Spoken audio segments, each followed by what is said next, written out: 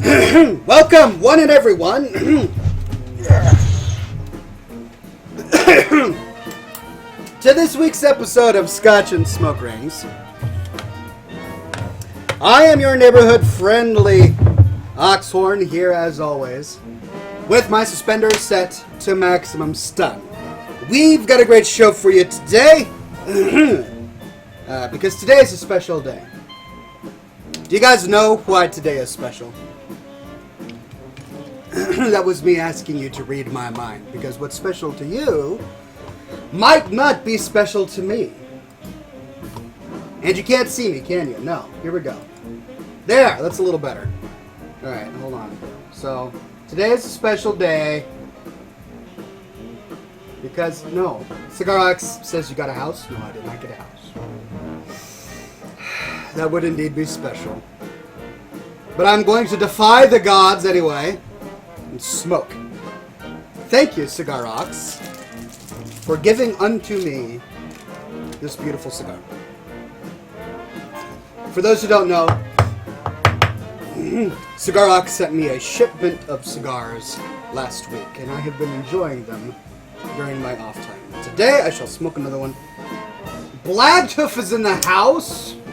Hello, Blagtooth. Where have you been? See, here's the thing. My wife serves dinner at 6. Sometimes, if she's running a little late, it gets pushed to 6:30. Sometimes later, which means that when dinner is served on Thursdays, excuse me, I have between 30 minutes to 15 minutes to get down here and to fire up the recording machine and make it to the show on time.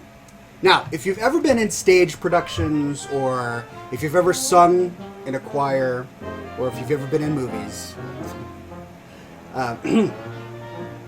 you'll know that you're not supposed to eat before a speaking part, before you sing, before you have a speaking role, because all of the different bits and pieces that make up your digestive system and your eating system are kind of still working. Even though the food has already passed your mouth, you have glands that are secreting things. You've got organs that are expanding and decompressing. And it affects the way you speak. And so here I am, having just finished dinner 5 minutes ago. And so I'm just preparing. As disgusting as this is, I'm just preparing you for the inevitable. You may have to suffer through coughs and clearing of the throat, and God forbid, but possibly even a few minor belches. It's not classic. What can a man do? What can one do? Oh. Madman Max says, so we can make a smoke ship tonight. Indeed we can. We can make a smoke ship. The Bancy Fadger says, that's a sacrifice I'm just willing to take. And then Blagtooth says, the belch isn't bad manners, it's just good victuals. If only we lived in a culture that saw belches as being gentlemanly and polite. I know there are some Asian cultures that actually appreciate the burp.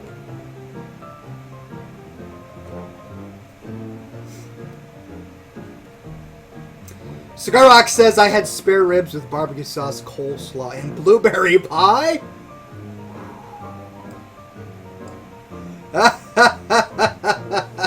Blacktooth says, come to the south. A belch is good manners in the south. Wow. That sounds delicious. I had spaghetti carbonara.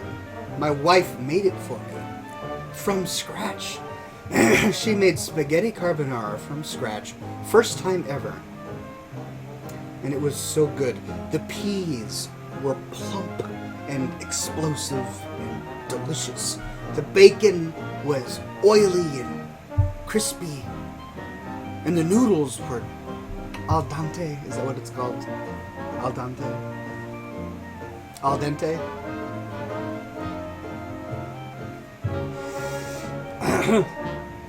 Cigarex is now lighting up a Rocky Patel The Edge howitzer. Due to your generosity, Cigarex, I am now lighting up an Oliva Helium. And I put the extra in there just to sound exotic. It's actually not pronounced Helium, it's pronounced Hellion. Oh, she's being silly. My goodness. This is not... I am in a state. Another issue is that it was such a good dinner that I overindulged. So... Also, I forgot to tell you why today is special. Today's a special day. Today is special because it is National Wine Appreciation Day. And so, I figured it would only be suitable if we celebrated and appreciated National Wine Appreciation Day by appreciating wine. I am drinking some Lambrusco mid-shelf Walmart. Actually, no. We got this from Safeway, or was it Fred Meyer? Is that a little bit better? It's Lambrusco. It's not an exotic wine. But it's cold, it's liquid, it's alcoholic, and it's made from grapes. And those are like my 4 prerequisites. Cheers on National Wine Appreciation Day.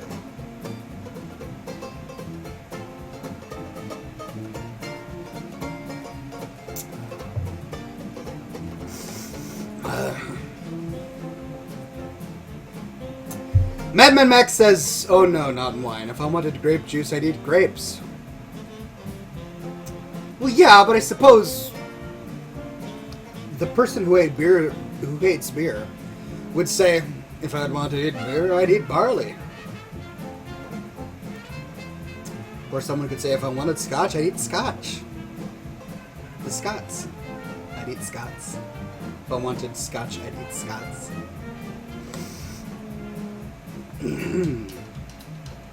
I need to set this thing on fire. All my ales will be cured if I set this thing on fire.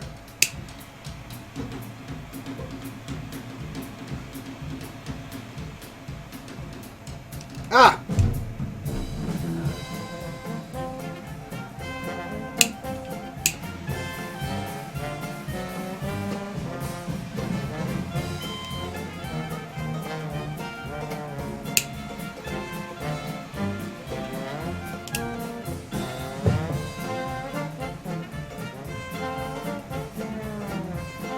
Cigarock says, I hate to whine, but I hate wine. Steph Sarge says, if I wanted whiskey, I'd eat whisks. Madman Max says, Oxhorn, are you forgetting something? Your filter. Actually, I'm not forgetting anything, so here's the deal. I bought a new monitor. That's right, that's why it's a little higher. The camera's a little higher today than it was last week. And that's because I bought a new monitor and my camera is resting on top of it. So, now I have 3 monitors, and my old one's over here. And that's where my filter was, so now my filter is over there, at the back of the room, next to my bear skin.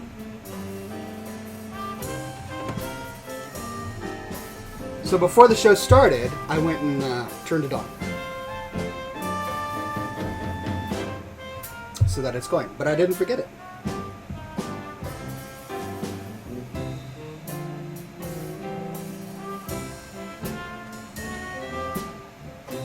Blacktooth says, is that jazz I hear when the Saints go marching in? I love it. It must have been quite some time since you've been here, Blacktooth. This is actually a family album. That's right, my family in Alaska has a band. It's called the Dixie River Rats. You won't find it online, trust me.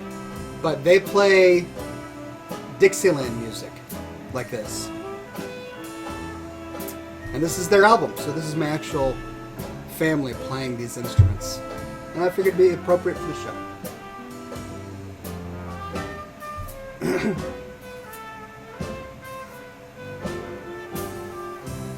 Dradith Live says, oh my god, Oxhorn, heart. I can't believe I've never visited your stream. I just came across it now and remembered you started a talk show. I I did Dradith Live over 6 years ago.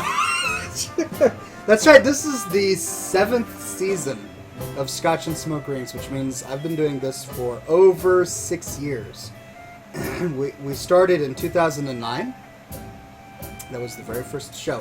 So I'm really glad that you stopped by. Now, of course, I did start this show towards the end of my machinima career. So there are many fans, I'm sure, who have missed it. But I've been doing this faithfully every week, and I'm really glad you're here. Thanks for stopping by. Dradith Live says, wait, what? I thought you started it when you ended your YouTube channel. I feel bad now. Now, don't feel bad. We are not about shaming people here on Scotch and Smoke Rings. But I started this in 2009, and I didn't retire until 2013. Wow, has it really been that long since I retired? Was it 2013? Yeah. It was August of 2013 when I released Into the Tin, which, incidentally, I had started back in, like, 2010. It took me a long time to finish that.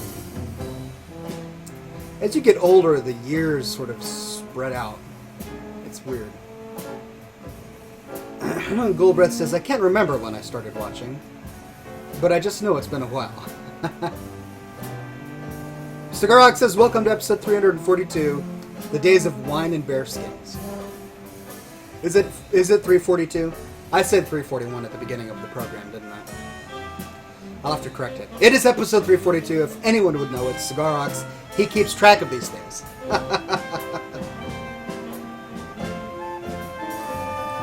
Chief Smash says, you're semi-retired, Oxhorn. I still think you're going to make another movie at some point. Yeah, alright. Hey, if that keeps you watching, sure. Believe what you want, my friend. Maybe someday. Maybe someday. Like I said, $5 million, and I'll go back to making movies. I wouldn't have to support my family anymore. I'd be able to afford a yacht and live on it with champagne, caviar, manservants and maidservants, and back to machinima. Yeah, all right, I like your train of thought, my friend.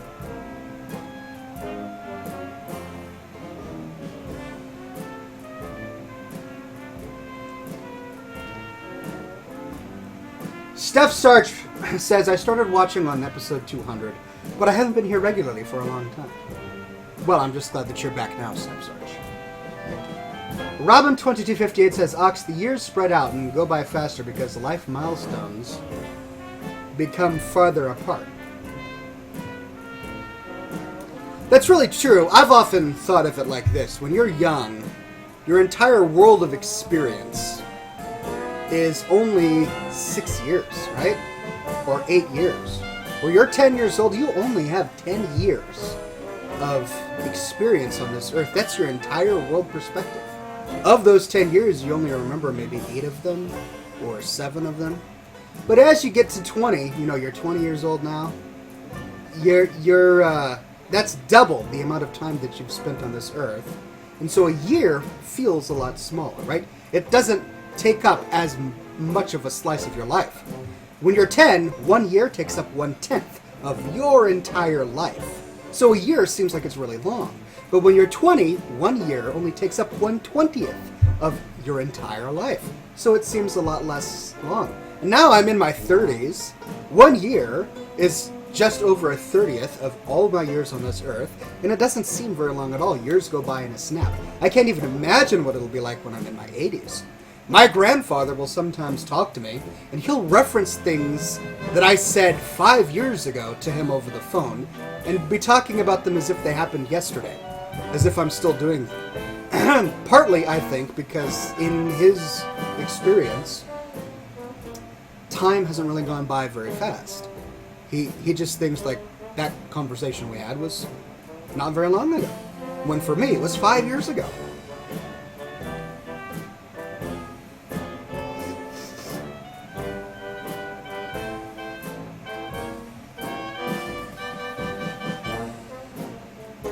Robin2258 says, but also, the milestones are farther apart. I mean, this is true.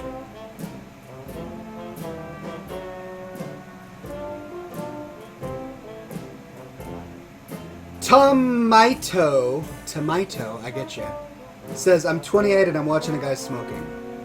What a life. What a time to be alive. Yes. Treasure it. Relish this moment. You'll remember it forever.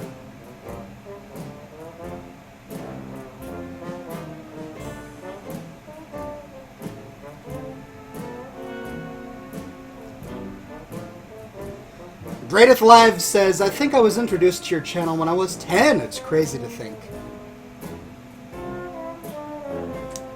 I know. It's crazy to think for me too. Because I remember when I started my Oxhorn movies, I was 23, 24. I was in college. It was 2004. 2004 when I did my first movie, which was Hark Hear the Whales. Hark hear the whales, sad silver whales in Borderon, but they are gone. Very first movie, 2004. And that was over 10 years ago. It was 12 years ago. Does not feel like 12 years, my friend.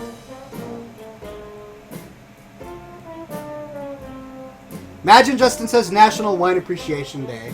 Let us all take sips of our wine glasses. Indeed, let us appreciate wine on this Appreciation Day. Cheers.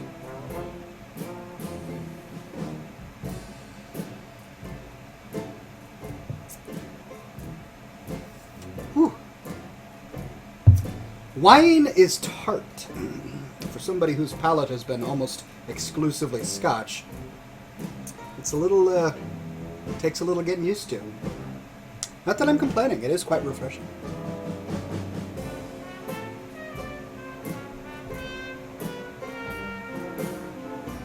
Robin2258 says, wasn't the first movie a Rafflemal?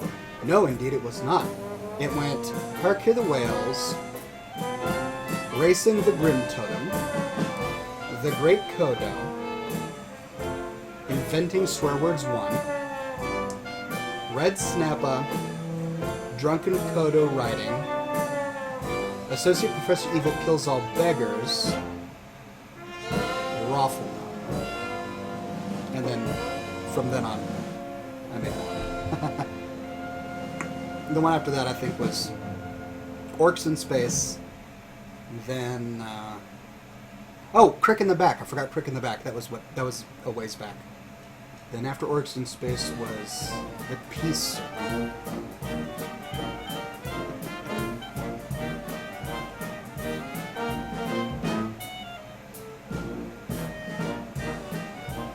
The Bancy Fadger says the Great Kodo was featured on the official WoW website. That's how I found Oxhorn and YouTube. Really? I never knew that they featured my movies. That's great. Chief Smash says, I think Oxhorn, I think Rafflemal was the introduction to Oxhorn for many of us. Yeah, I mean, that is my highest viewed movie. It's got how many million views now?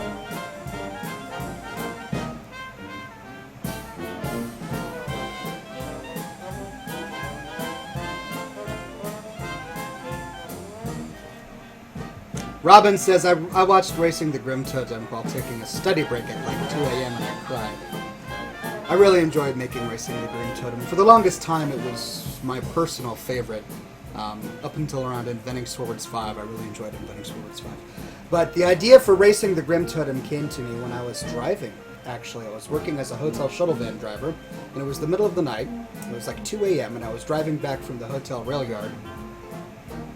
And I had put in the soundtrack to a French movie called The City of Lost Children. And I was just listening to the music and the song came on. And the plot for Racing the Grim Totem just leapt into my mind. I'm sitting there listening to this song, and I'm playing out this sort of murder and revenge plot with Taran. In my head. I mean, what a geek, right? I'm sitting in my van, listening to French film music, dreaming about film noir type revenge plots featuring half man, half cow people. Yes, this is my driving animation. Skiing, driving. Anyway, it came to my mind then, and I thought, okay, I gotta do this. And I didn't have any experience at the time. I had only made Hark Hear the Whales. This was my second movie ever. And I didn't have any fancy software. I had Windows Movie Maker. A completely free piece of software that came with Windows XP, I think I was using at the time. Was it XP? It might have been Vista. No, Vista hadn't come out then. It was XP. Windows Movie Maker. And Fraps. Draineth Life says the Peace Circle was incredible. I had a lot of fun with that. That was the last movie I made as a college student. And I remember because my brother had come over and he did a vocal recording for the hippie elf. And I just wanted to include him in my movies, and he was very supportive. So I had all of the audio and I had all of the footage shot, and I was assembling it. But I had graduated, right? So they were trying to kick me out of my dorm, and I think I had 2 or 3 days left, and I'm racing to get this movie done before I get kicked out of my dorm, and I lose access to the internet and a place to live and all of this. And I'm also trying to find a new apartment, and I had found this studio apartment about a mile up this really steep hill, but I didn't have a car. So here I am signing the lease papers on the studio apartment in the University District of Seattle, and I'm just filling a backpack with all my belongings and lugging them up this hill to get to my new apartment, going back and forth between the new apartment and my dorm. But the only thing that's left in my old dorm is my computer, because I'm in the middle of trying to create this video. And then they cut off the internet access to my dorm, because these kids are done with college, right? They don't need internet access anymore, even though they've fully paid for 3 or 4 more days to use their homes. So I have no internet access. I sit back down, I finish the video. I didn't need any internet access to finish the video, but I didn't have internet access hooked up at my new apartment yet, so I couldn't upload it to warcraftmovies.com, which was where I was publishing the majority of my stuff at the time, or to YouTube for that matter. So I tried to be sneaky. What I did is I loaded up my computer in my backpack, and I hiked up to campus. This was the University of Washington. Again, school was dismissed. No one was on campus. The kids were all gone. All of the buildings were shut down. You had just the minimal number of employees just to keep the campus alive. So I sneak onto campus. It's 10 in the morning. There isn't anyone inside. No one's going to school. And I start going from classroom to classroom. All of the different halls. Savory Hall, which is where I spent a lot of my time because I was a Scandinavian Studies major for quite some time. Kent, was it called Kent Hall? Odegaard Undergraduate Library. I went to all of the major halls. Locked, locked, locked, locked. Finally, I tried Mary Gates Hall. The door's unlocked. I'm like, yes! Holy crap! So I sneak into this building, and the lights are all off. You know, there's just the emergency lights on, and I kind of... There's no alarm or anything. I'm hoping it's not a silent alarm, but the door's unlocked. I get inside and I go to the computer bay, and there's lines of all of these computers, and I'm like, I'm hoping one of these is unlocked. And the very first one I sit down on, I open it up and it's completely fine. Internet is working. So I take out my laptop, I hook up via an Ethernet cable to the other computer. I feel like this was 2007 when I did this. Less than 10 years ago, but it feels like it was ancient. I took out an Ethernet cord, I created my own mini network between my laptop and this computer, and I transferred the Peace Circle over to this computer. Then I got onto the internet and I logged in all of my accounts, and I was uploading it to YouTube and to warcraftmovies.com, and the internet was not very fast. I mean, it was 2007, so I've got this 70 some odd gigabyte file. I didn't compress my files very well back then, that I'm uploading to all these websites, and I'm sitting there and it says it's going to be like an hour and a half. And I'm like, all right, great, what am I going to do for an hour and a half? So I'm sitting there waiting for this file to upload. An hour goes by, an hour and 15 minutes goes by. I'm almost done. And the door opens. I'm like, oh no, the door's opening! And I kind of crouch behind the monitor, hoping nobody sees.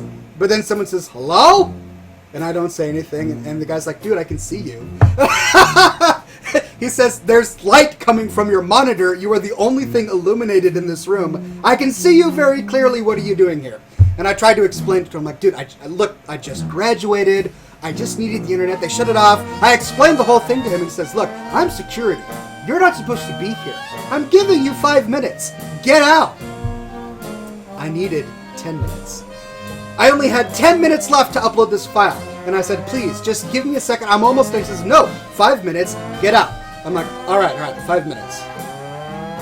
So I'm sitting there waiting. 5 minutes goes by. And he doesn't come back. 6 minutes goes by.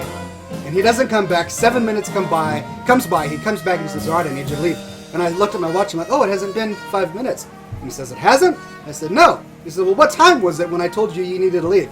And I lied. And I said, oh, like 2 minutes ago. It wasn't that long. And he goes, all right, 3 more minutes. Which was exactly what I needed. I needed 3 minutes to upload this file. I finally get the file uploaded. Ding! I just click save on YouTube. I don't fill out any of the information. I put it on private. I click save. I managed to get it onto warcraftmovies.com. I log off, and immediately he comes in and he says, time to go. I'm like, all right, I'm done. I pack up and I go. That is how I got the Peace Circle published. It was exhausting. I was just frantic the entire time. But I got it published, I got it online, and the world has been enjoying it since. That was a tiring story to tell. I don't think I've ever told anyone that.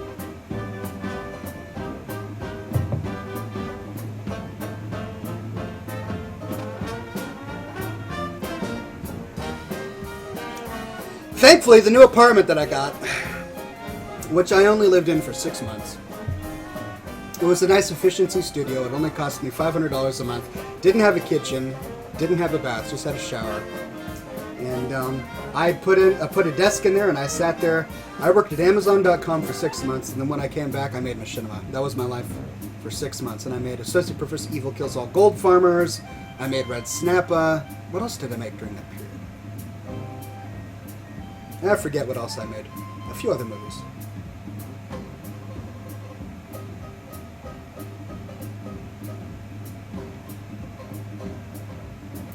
Goldbread says, you almost broke his peace circle, Ox. I know.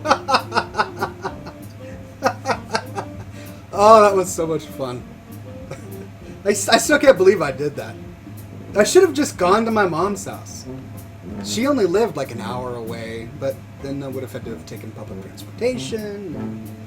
But no, I decided to do the difficult thing and sneak into campus while it was closed and hijack a computer terminal.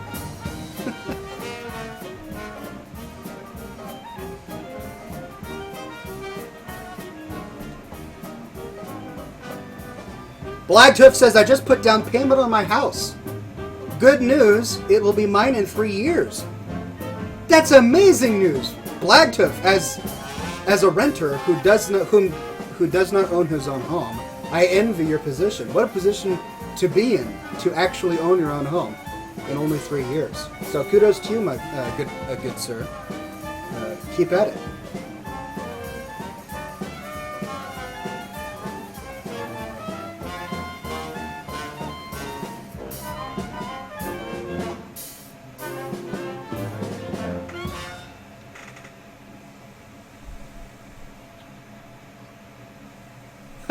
Robin says, 3 years or 30 years? I'm like, yeah, 30 years is typical, but Blagtooth confirms, no, it's only 3. Kudos to you. That's really amazing. When I get to that point, I hope to sign a 15-year lease. Or a mortgage. What time is it? Did I forget to do the show? Like, it's 30 minutes into the program and I haven't even done the fan art yet. Alright, let's see if I can find your fan art here.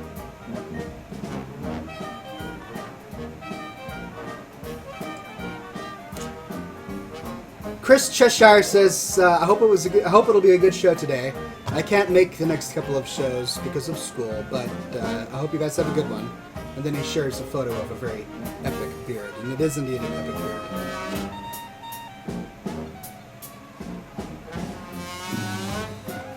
All right.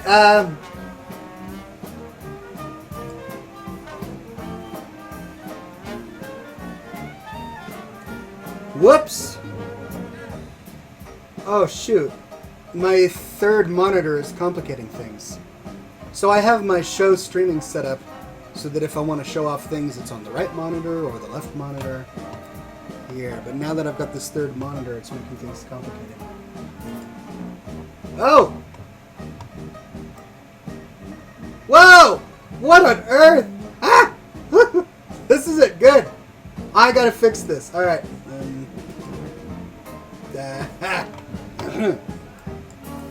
Let's try this.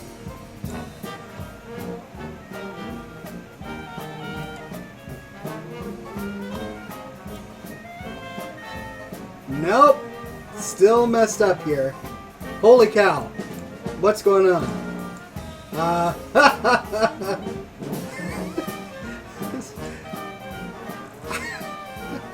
Well, I don't know exactly what happened.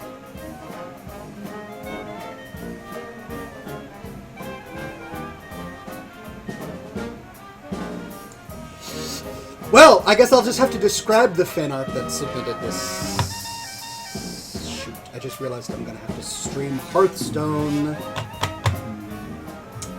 Alright, Matt Izzo shares a photograph of a bacon iron, where you just put bacon on this metal rack and you close the lid and it irons the bacon. He says, shut up and take my money. Sounds good.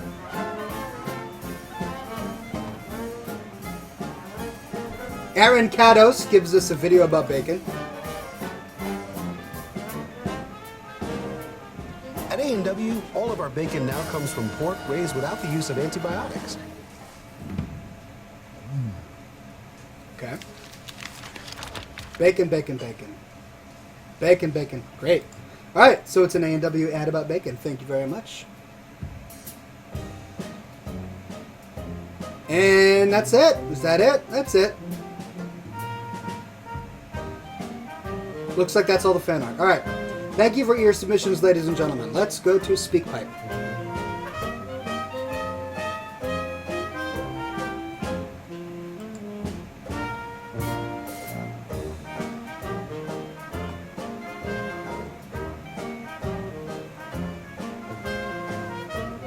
There's a thread on my hat. Oh, I got it. Alright, we have some recorded messages from the viewing several, ladies and gentlemen.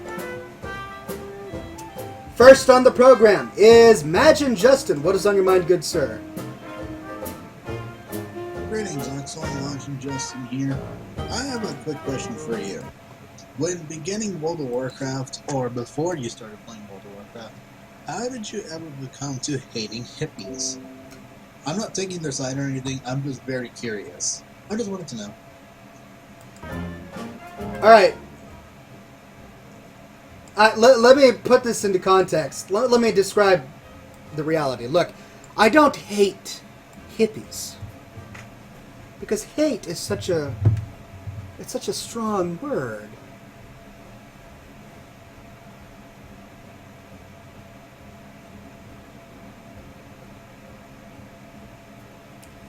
I dislike, sure. I'll use the word dislike. I have enmity. How's that? Is that better? Madman Max says he distrusts them. Sure. I distrust them. Despise? Well, despise again. Such a harsh, yeah, maybe. Maybe a little bit. Goldbruff says, I don't hate hippies. Hate is such a hippie thing to do indeed. That's part of it. Hippies are so intolerant of my lifestyle. I want to eat bacon without feeling bad for killing little baby pigs. I want to put fuel in my vehicle without being told that I'm murdering the planet. Murder. They say murder. You're murdering the planet. I don't know. That's just me. I'm just a simple, backward individual.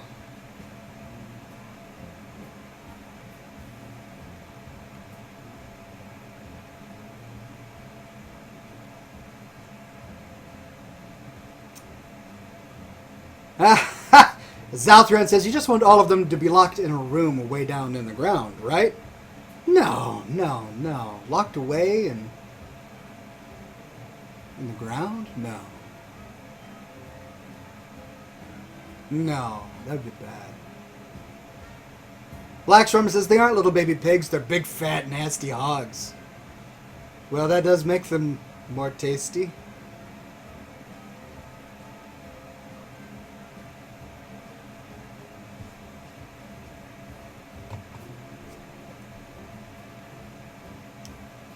Blightooth says, called me intolerant, but the last time a hippie told me that my old Ford was murdering the planet, I blew cigarette smoke in their face.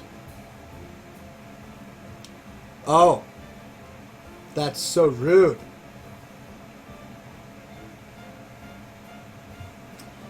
Next up on the program is "'Tis I, Madman Max." Greetings, Oxhorn. It is I, Madman Max here once again. I'm not going to do a mythological question today. I'm not in the Oh, thank God. history mood. Whew, thank Instead, you. I'm going to ask you to tell us all a little story. Something of your past or something you can make up on the spot. I believe... It's up to you.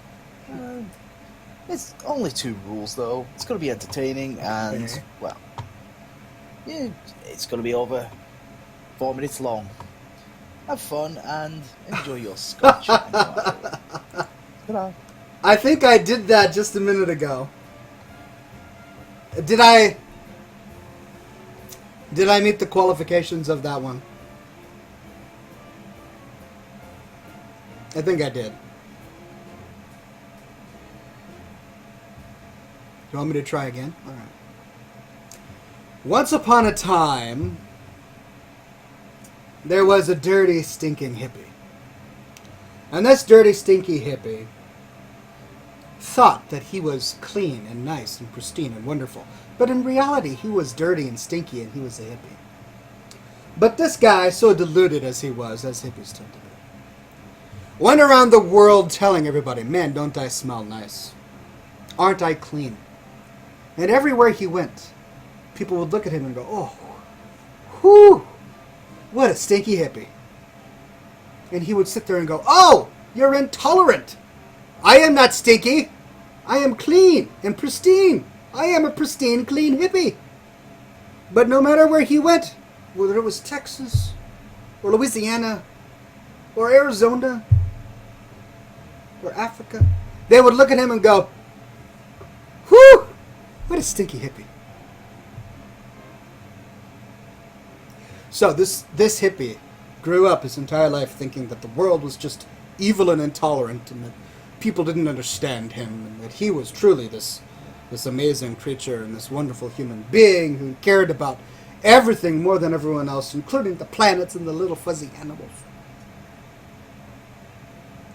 But then one day, he saw an ad in a newspaper.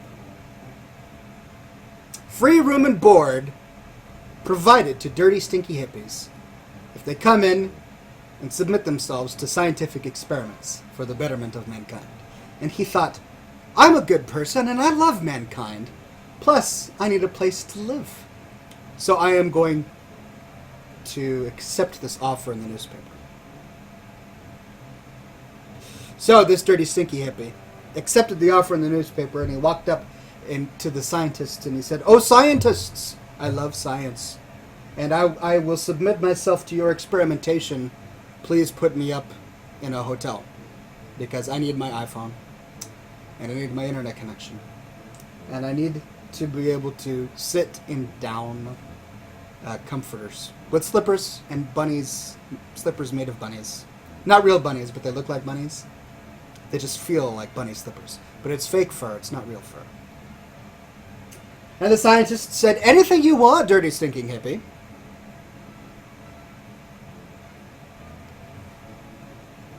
But be here tomorrow for the scientific experiment. And so the hippie said, okay. So he woke up the next morning and he went to the scientific office after having a nice evening in his hotel room eating a hummus platter.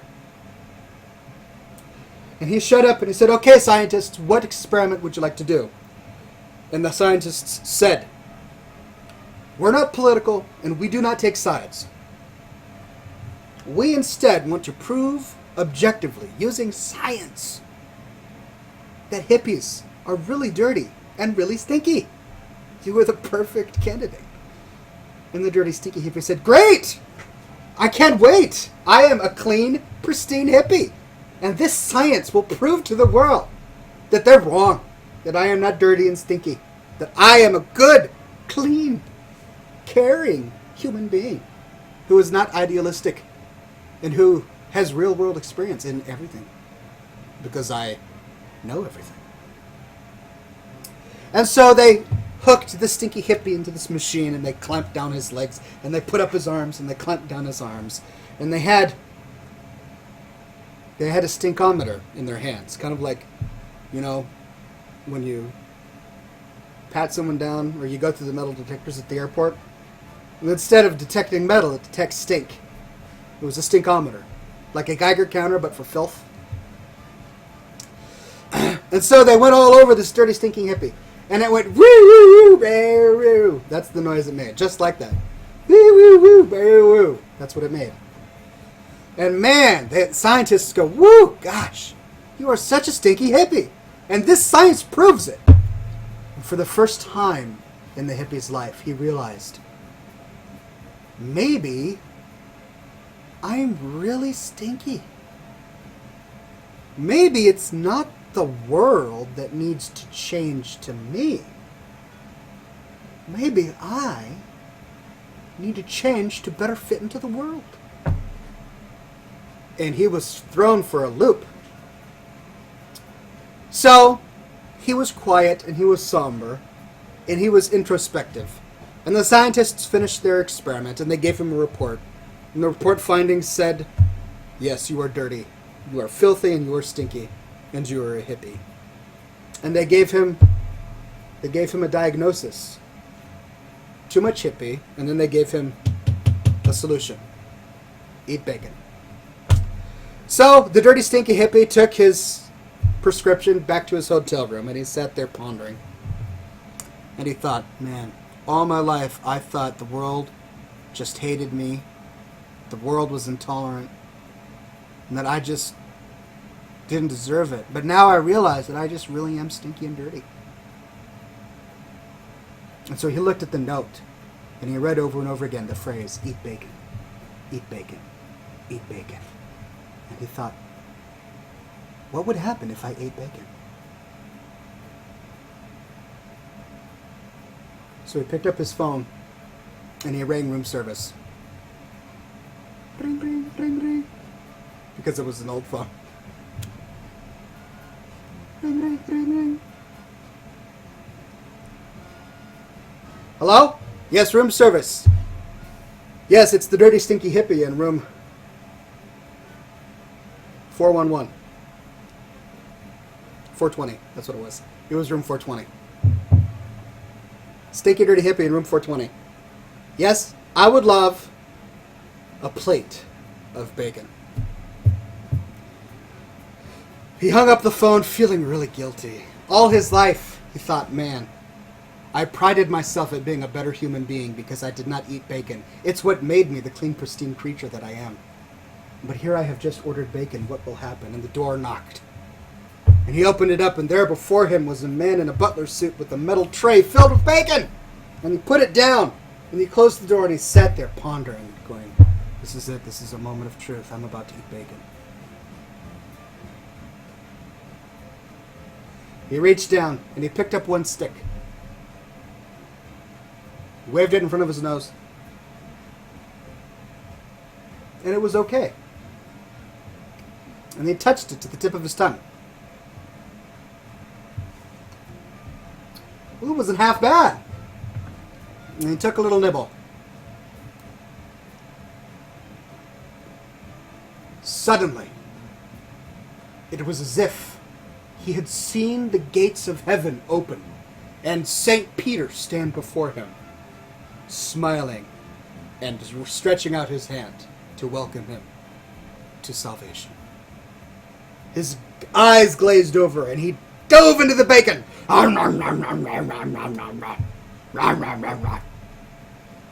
He ate the entire plate of bacon. And then he stopped because the bacon was gone, and he caught his breath.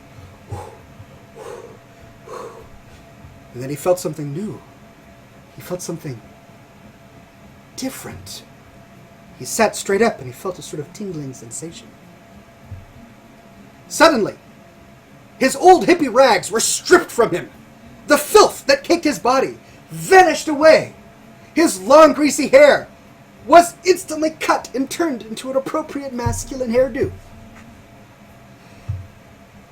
A suit put itself on him. Some nice Oxford wingtip shoes that were highly polished appeared on his feet. A briefcase filled with important financial paperwork appeared at his side. A wallet appeared in his pocket, and it had money in it with credit cards. And then the keys appeared at the other pocket, and they were keys to his Porsche downstairs. Then he heard a sound from the bathroom. "Hello, honey." It was his girlfriend. It made him a successful, working individual who loved capitalism and made a productive life. And he couldn't be happier.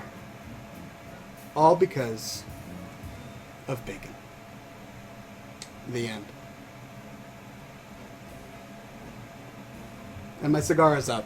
That's a sign that I've been talking too much. Well, imagine, Justin, I hope that Black Tiff says a Porsche. Why a Porsche? Why not a decent car like a Mercedes? Okay, it was a Land Rover. How about that? How about a Land Rover?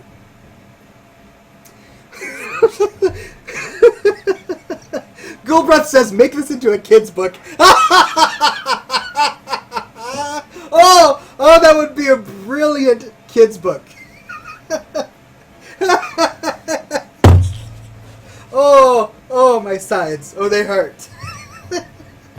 Oh, I'm going to have to come up with a kid's book now.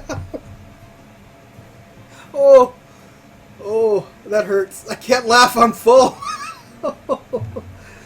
Zalthrian says, do it, Oxhorn. I would buy it.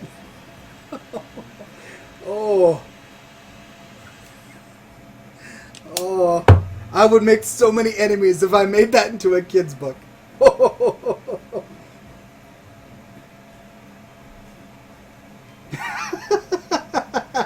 Black Tiff says, this must happen.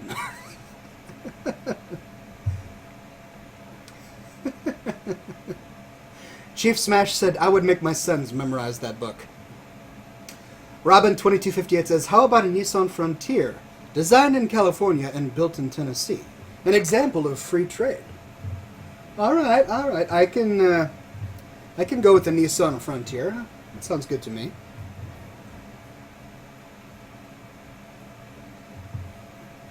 Greg Harting says, please make this story an individual video on YouTube. I dare not remember to skip to 45 minutes into this video. See, the thing is, if I make that snippet of video and publish just that story to YouTube, the regular YouTube audience will not have context for the story, and they will just lash out. Not that I'm afraid of such things, but the Tumblr crowd is out there. You know?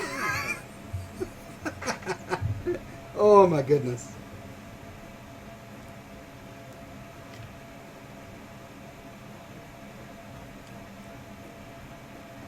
The Bancy Badger says, people around my parts could benefit from more bacon, as indeed most individuals could benefit from more bacon. All right.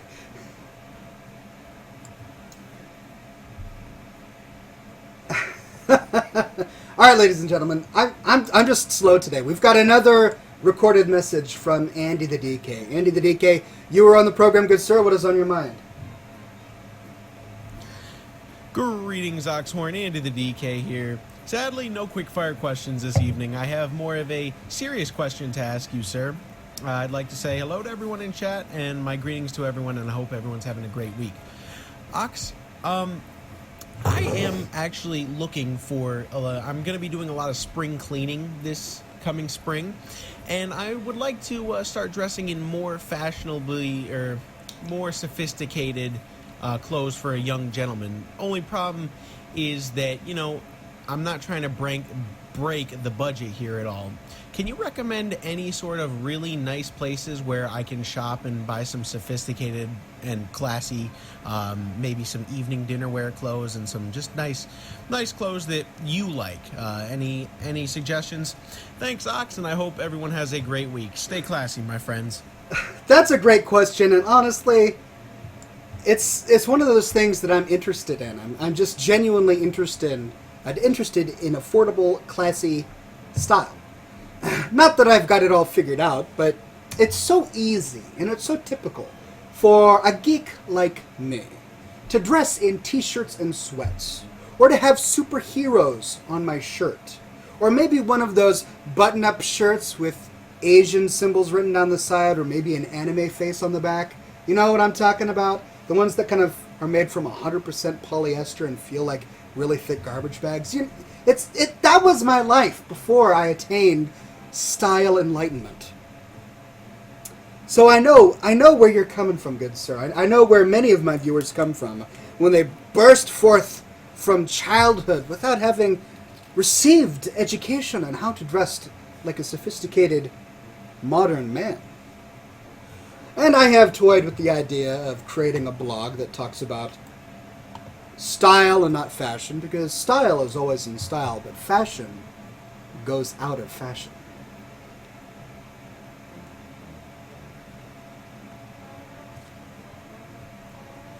Black Shawarma says, is your clothing website still up? Yes, scotchandsmokerings.com, but it's not finished.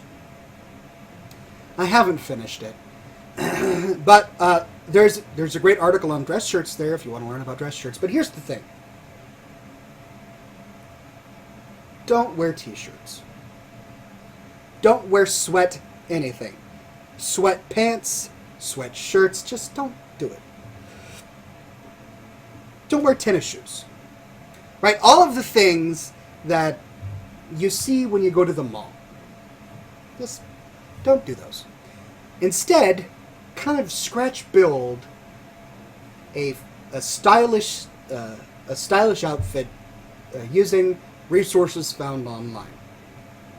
I firmly believe that you can dress in a professional adult way while both looking good for business and casual and spending no more money than you would spend if you went to the Walmart. To the mall or Walmart. I almost said to the wall or Walmart. If you went to the mall or Walmart and dressed there. So, style tip number 1. Layers are great, especially in the fall, winter, and early spring. Dressing in layers is good. One nice button-up shirt with a sweater over it. Great, you've got your layers. Take a look at Ron Swanson in Parks and Recreation. That fellow dresses like a grown-up adult. And he always looks good. I sometimes sit there watching that show with my wife thinking, wow, Ron Swanson looks really sharp. He's wearing a button-up, collared shirt. He's got a nice sweater, maybe a V-neck sweater over it. And it's really simple. And he'll wear that with business slacks. Or, if he's going out and about, maybe he'll wear that with a pair of rustic jeans. Now, not a pair of distressed jeans. You don't wear jeans that come with holes in them, that come pre-worn, that are faded and distressed. You do all of that yourself. I tend not to wear a lot of jeans myself personally, but in 2016 it is perfectly acceptable for a professional, business casual, gentleman's wardrobe to include at least one pair of clean, professional-looking jeans. When it comes to summer, seersucker shirts like this. This is a seersucker shirt. It's got a kind of dimpled appearance. It's collared. It's buttoned up. Very rarely will you need to wear t-shirts. Or, let's see, what's another good shirt for the summer? I forget the name of it. I actually did an article about it on scotchandsmokerings.com. It's a Cuban shirt. It originates in Cuba. Anyway, it's got a square hem. You don't tuck it into your pants. No, anyway, I forget. But instead of tennis shoes, you can wear wingtip shoes or just classy dress shoes. You can even find some casual dress shoes that are made of leather They're going to last a long time if you take care of them. They're not made out of plastic and a bunch of rubber like tennis shoes. They're made out of good materials that'll last a really long time. Or if you don't really like dress shoes and you're not into the wingtip shoe kind of thing, then maybe get yourself a pair of nice boots. Leather boots that are suitable for work or for office environments. They could be chukka boots that go up just past your ankle, or they could be actual brown leather work boots, right? That are made with real leather instead of this fake suede that's on a number of different boots these days. Steph Sarch asks, are polo shirts any good, or is that pushing it a bit too much? They are not good. Polo shirts are athletic shirts. Traditionally, they were only ever worn during athletics, like golf, which is why they have been often referred to as golf shirts, which is also why if you ever watch golf, everybody's wearing polo shirts. But in business environments, where if you're needing a business uniform, you should never wear polo shirts, which is really annoying to me because oftentimes when you join a business and they want to have business uniforms, they'll make it out of polo shirts, which are just ugly. They just look horrible. I hate polo shirts personally. I don't like them. Don't use polo shirts. Wear something else, in my personal opinion.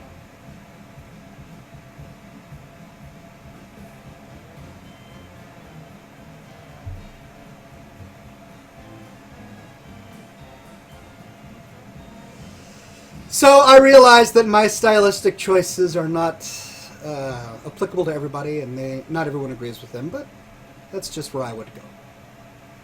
That's right. Gaia Vera cigar shirt, Robin asks, that's exactly what I was referring to.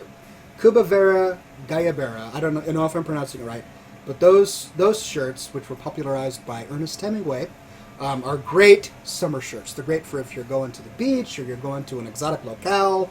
You don't need a lot of them. You need maybe one. Get it out of linen. A linen Gaia Vera shirt is going to be appropriate. And also look at the materials. Make sure that whatever you get is 100% cotton or at least 95% cotton. Cotton, linen, wool, natural fibers, not man-made fibers. That means that's what you need to look for when you're looking for quality.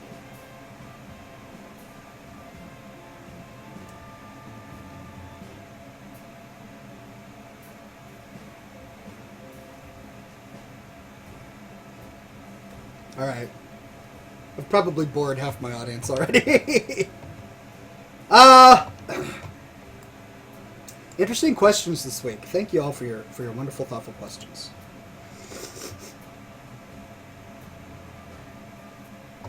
But yeah, to finish up, go to scotchandsmokerings.com.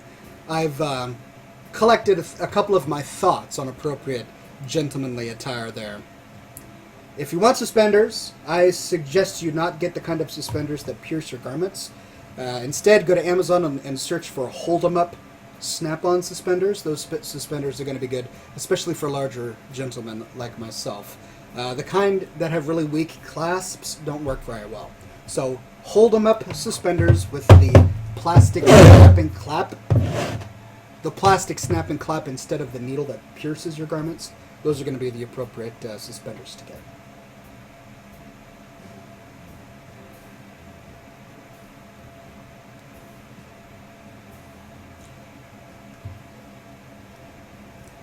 Chief Smash says, I do like your style very much, Alex, but I don't think it fits my life personally.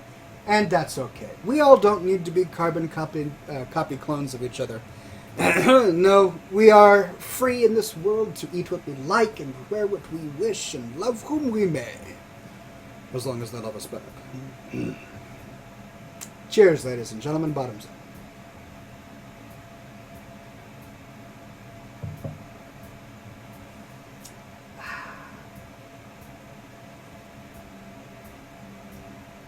Robin2258 says, Dickies is great for the work site, not the boardroom. I see where you're going with that, but I actually disagree. I found a pair of Dickies simple black slacks. They're not made they're made of a mix between polyester and cotton. So they don't fit my rule exactly, but they're really sturdy, and I wear them in place of office slacks. When I used to go to the office every day, I would have 3 pairs of those pants, of those Dickies pants, gray, light blue, and then black. And I would swap them out throughout the day. And then I just took off the Dickies logo. I just used one of those thread removers from a sewing kit, and I just snipped off the logo. And they just looked like a black pair of slacks.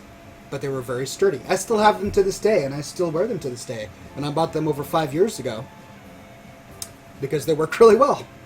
They don't disintegrate. They don't fade. They're just a really high quality item, and I haven't had to buy slacks. See, that's one thing.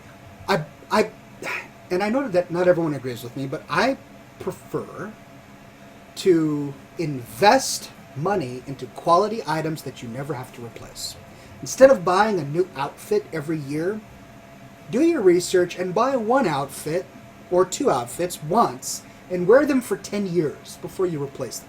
Or, until they wear out.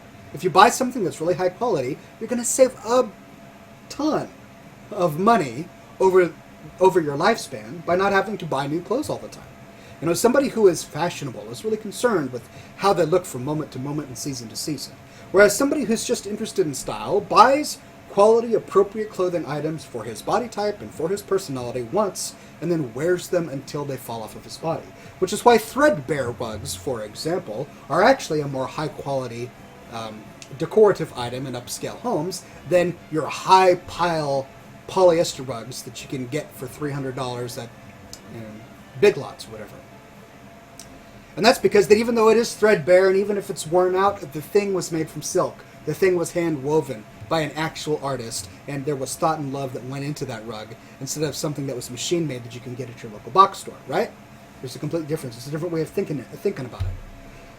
And the same way is true with clothing. Now, obviously, I'm not suggesting that we only wear handmade clothing, because what's handmade these days? Very little. So it's just impractical and hard to get handmade clothing.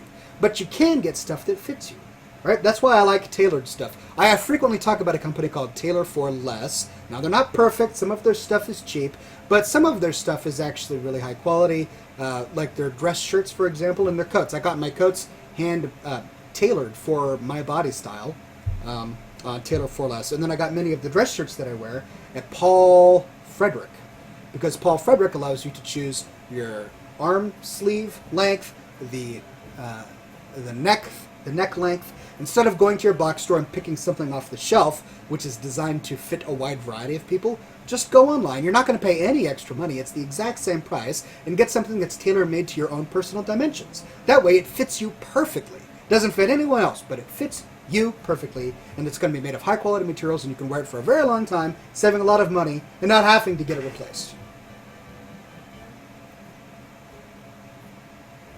Andy the DK says, ought you really need to make the Classy Gentleman's Bible? I would, but there are so many great resources out there that have done an excellent job of it. And none of them are coming to mind right now, but there are a lot of great style blogs out there for men where I learned a lot. XBrad17 asks, when did you become a cigar enthusiast? I would say probably around 2003, 2004. Well, I take that back. I started smoking tobacco pipes first, and that was around 2003, 2004 when I got really into tobacco pipes. And I did that for many years until around 2007. And that's when I got my job at WeGame in California, and I moved to California. And I experimented with cigars for the first time there, and I preferred them. I still like tobacco pipes, but tobacco pipes are really hard to smoke without getting tongue bite, which is this sort of acidic feel or this burnt feel to your tongue. Cigars, on the other hand, they're prepackaged and ready to go. All you have to do is cut it, light it, and you're good to go. You don't have to pack a pipe properly. So they're just easier, they're more convenient, and I enjoy them. Also, with tobacco pipes, you have to relight them throughout your smoking session. But with cigars, you very rarely have to relight them. Every now and then you do, but most of the time you can smoke right through.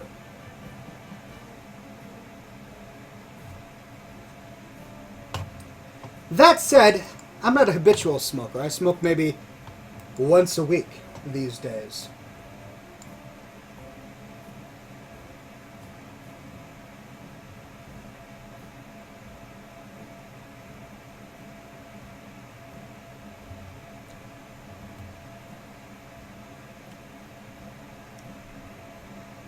Imagine Justin asks, "Hey Oxhorn, what inspired you to make videos and start on YouTube?"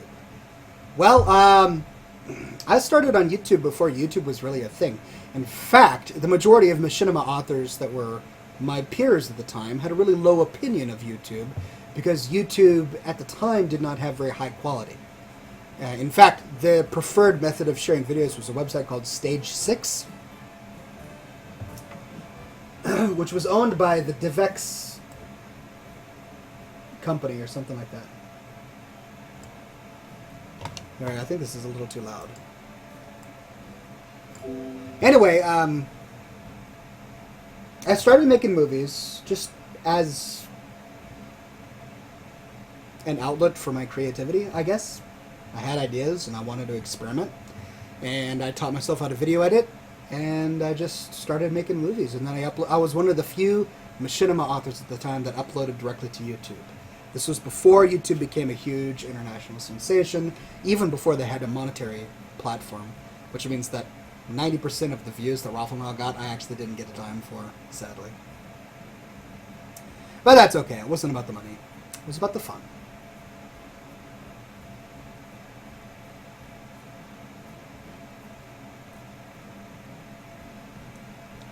Steph Sarch asks, "What about Wii Game?" What about Wii Game? What would you like to know? I'm an open book. I'm happy to tell you anything you want to know about Wii Game. It was a good time. Good time in my life. I can't believe it's already 10 minutes after 8. This episode is going by too quickly.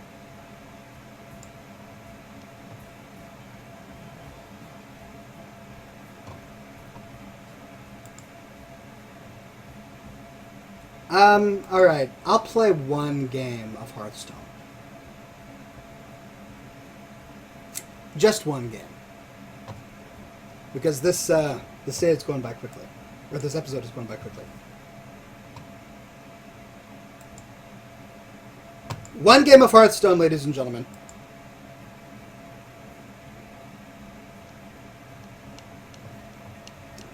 Whoa, what is with the lag?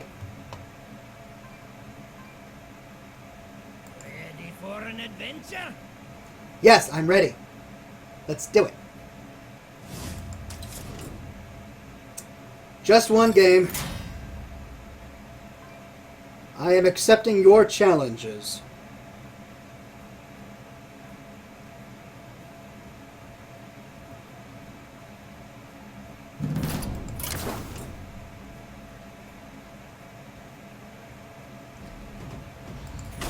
Ho! And we got in right off the bat.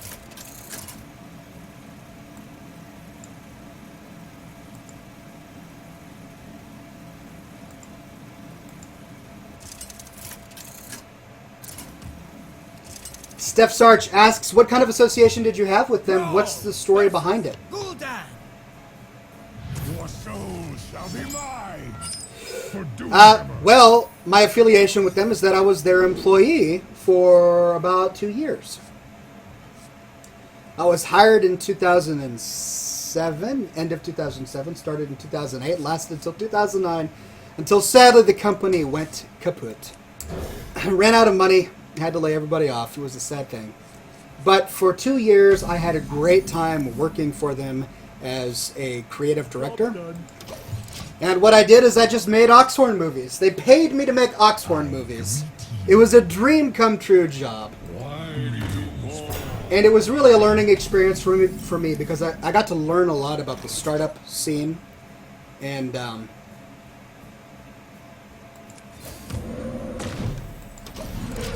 how to work in a small to medium-sized business environment. So it was a great learning experience for me. I'm still in contact with many of my old coworkers from that time who have all moved on to bigger and better things. And good times, good times.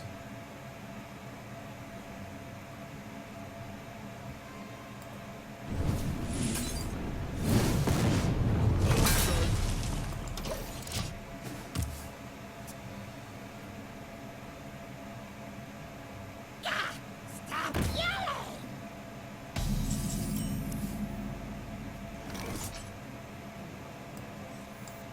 Your magic shall not save me.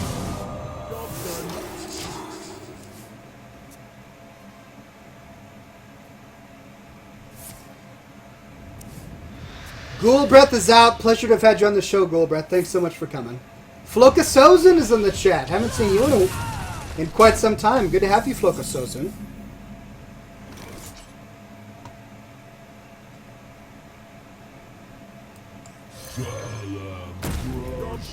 Cheers, ladies and gentlemen. Bottoms up.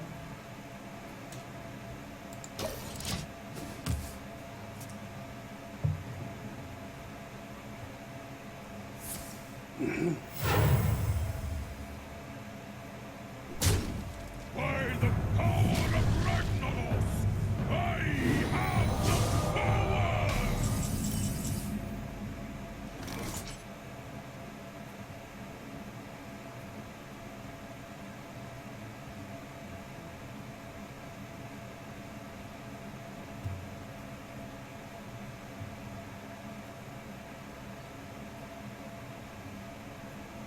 I wonder.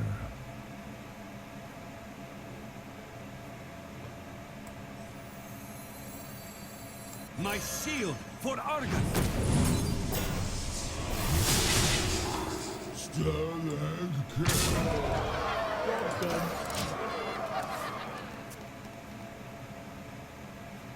I don't understand my sound issues. This is too loud.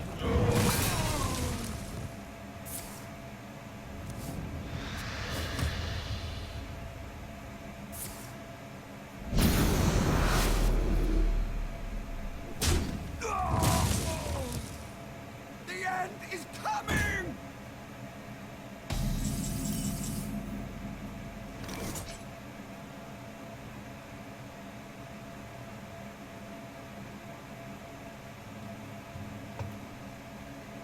Okay.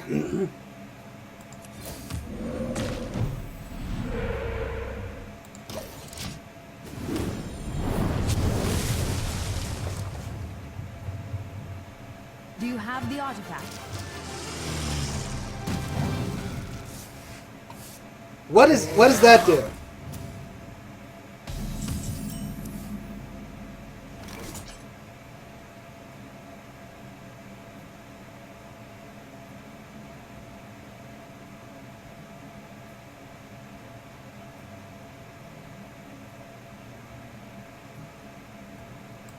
Your mother was a I am freed from the curse.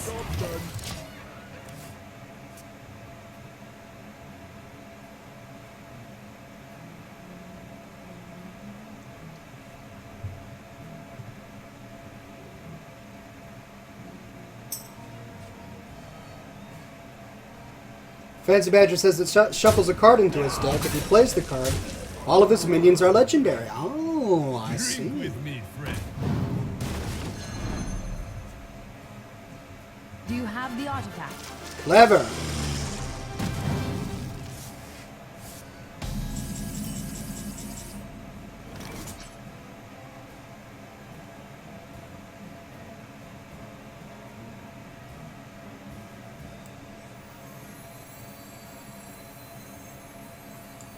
Minions, servants, soldiers of the cold dark. Obey Take the this blade. of chaos. I am freed from the curse. No! Not Kel'Thuzad!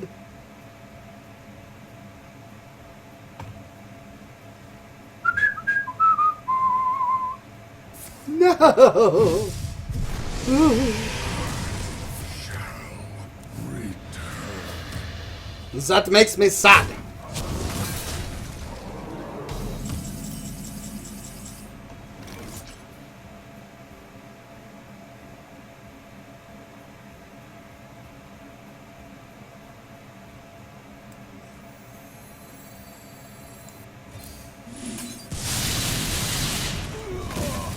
What? Ugh.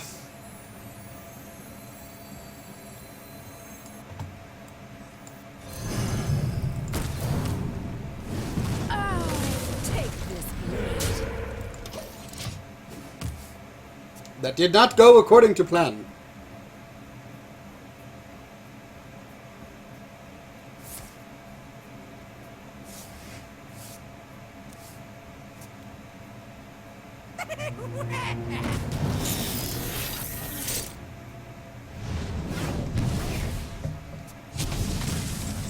Well done. Well done.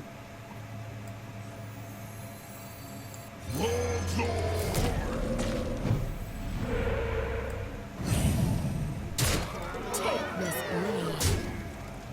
Job done. You will have to make some choices.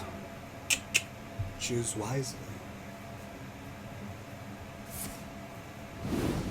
Roxor.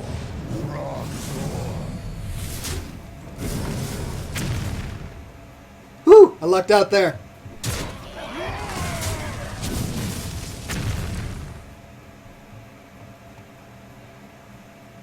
You face Jiraxus, No! Eladar Lord of the Burning Legion. Ah, I hate your axes.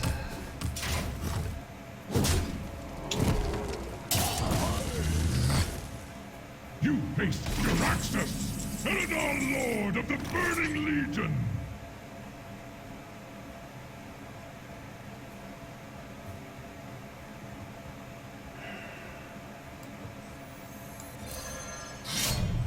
Did you bring some fish?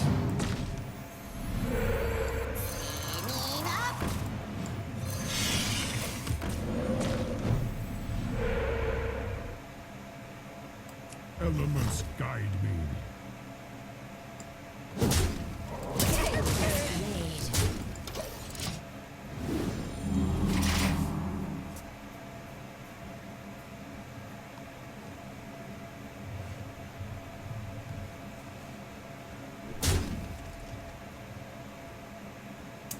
Can you do that much damage in one turn? How much can you do? Whoa! No!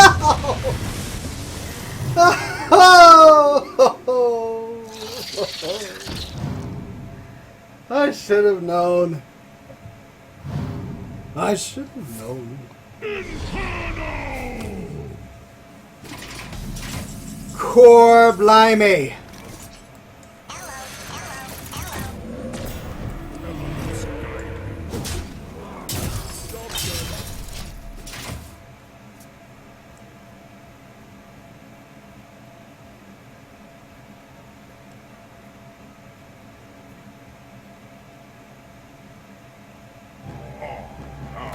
What?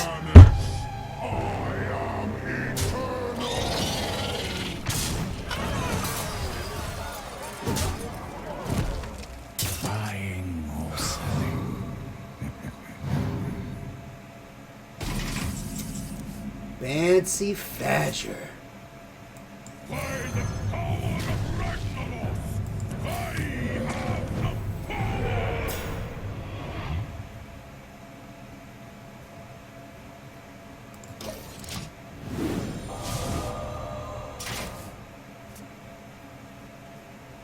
Well played! Well played. I've got the beast in myself. What are you doing? Oh, God. Nicely done, good sir. Nicely done. Alright, that was my Hearthstone game of the night, which means it is time for smoke ships. That's right, ladies and gentlemen, this time on every program, well, on almost every program, when I'm actually smoking a cigar, we take suggestions from the gallery on what to create with my smoke. That is to say, I blow a smoke ship with smoke from the cigar based upon your suggestions. Please don't make me open up Facebook. Please don't make me open up Skype. Nope, there I am on Skype. Okay. Please give me your suggestions. I've got the first one from Madman Max. Oh, actually, Steph Sarch is shorter. I'm going to read it first. All right, from Steph Sarch. Your smoke ship idea is a large barge running on cigar smoke on a sea of the finest top-shelf Walmart wine. As Oxhorn and his family offers hordes of dirty, smelly hippies platters of the finest, freshest bacon, smelling of success. As the hippies find salvation and morph into attractive capitalist Americans, a guard stands by, telling them that they only have 3 minutes to finish the bacon servings, or else they shall all be thrown overboard. Very topical, Steph Sarge. Very topical. Thank you for that. Alright, let's do Max's.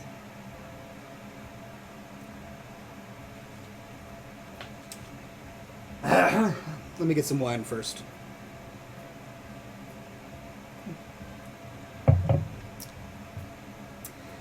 Here is Madman Max's smoke ship.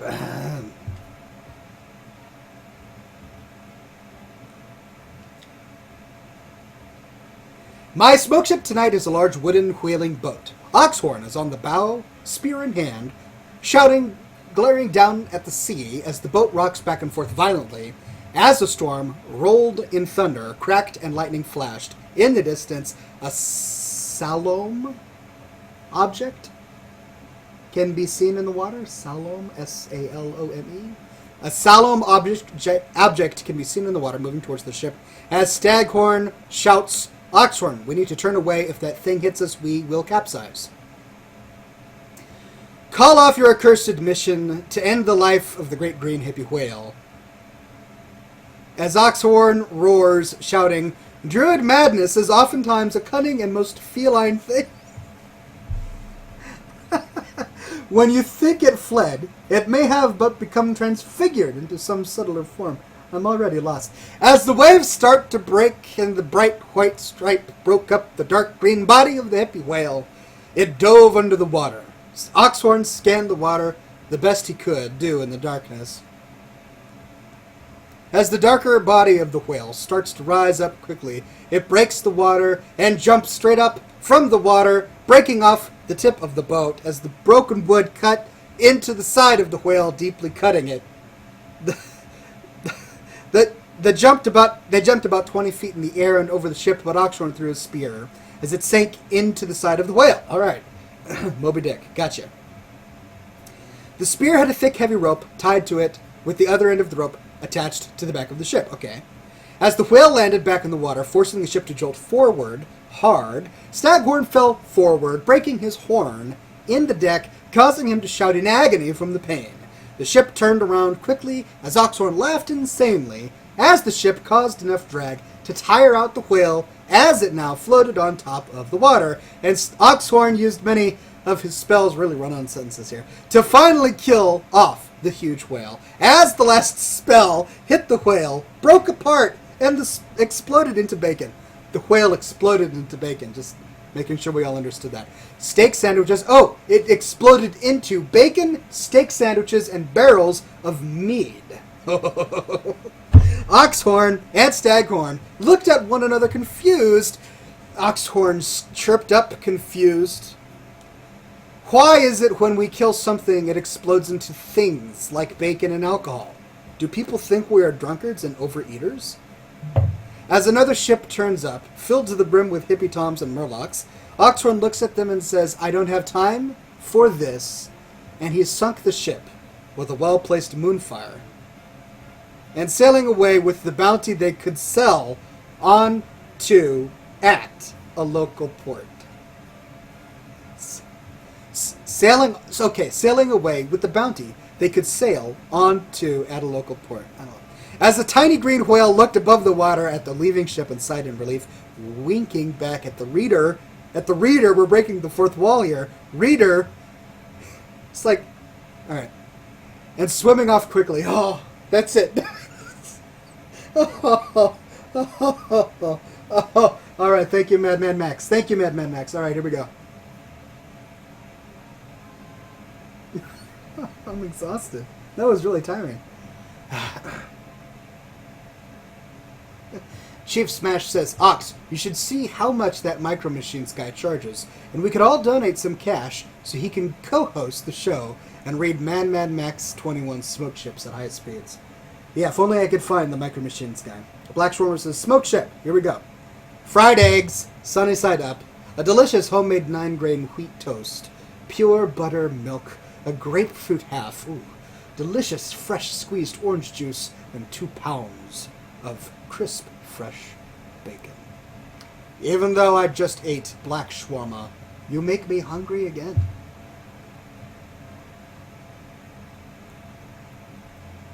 Bancy Fadger says, Scotch and Smoke Rings, the motion picture. That's what it is when it's time for Madman Max's smoke ship. Andy the DK says, great show, Oxford. I shall see you all again next week. Stay classy. Stay classy, Andy. Thanks so much for coming by. Chief Smash says, I love it when the smoke ships aren't even close to being ships. Yeah, I mean, this had many ships in it and whales, but it was more of like a moving picture, really. But nicely done.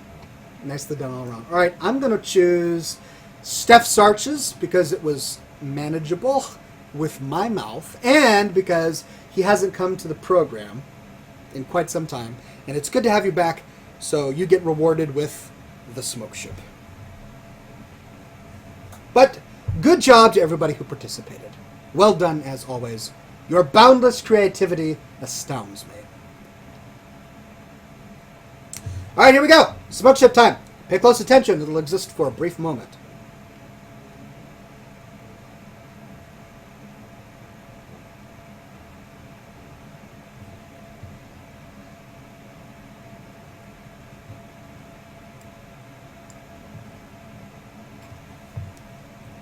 Whoa!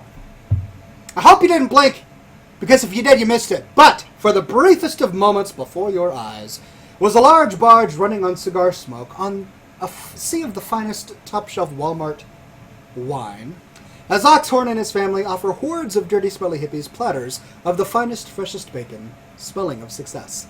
As the hippies find salvation and morph into attractive capitalist Americans, a guard stands by, telling them they only have 3 minutes to finish the bacon servings, or else they shall be thrown overboard. I know, sometimes I surprise even myself. The artistry involved is taxing, I will admit. Cheers, ladies and gentlemen, bottoms up.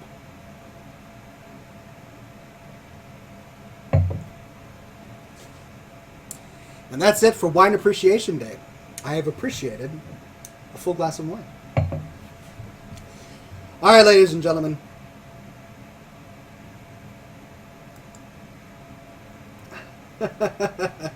Madman Max says, note, the ending was rushed due to the show being shorter than last week. The show, which at this time is already an hour and 30 minutes long. This show was shorter than last week, meaning that his novella was rushed. Madman Max, we love you. I'm so glad you're here.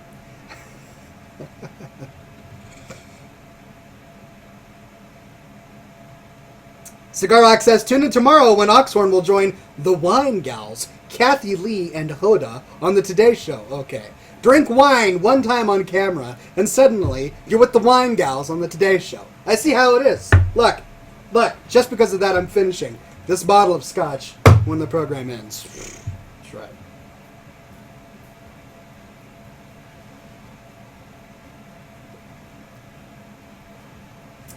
Donnie Be Good says Kathy Lee doesn't share her hooch. All right, ladies and gentlemen, we had a great show. Thank you so much for coming. It's time for me to end the program so I can go and hug my babies, kiss my wife, and go to bed a happy individual. Thanks so much for coming. Be sure to tune in next week. Same Ox time, same Ox channel. Twitch.tv/Scotch and Smoke Rings, all one word. And until then, ladies and gentlemen, I beg that each and every one of you stays in his or her own way entirely classy. Cheers, fellas. See you next time.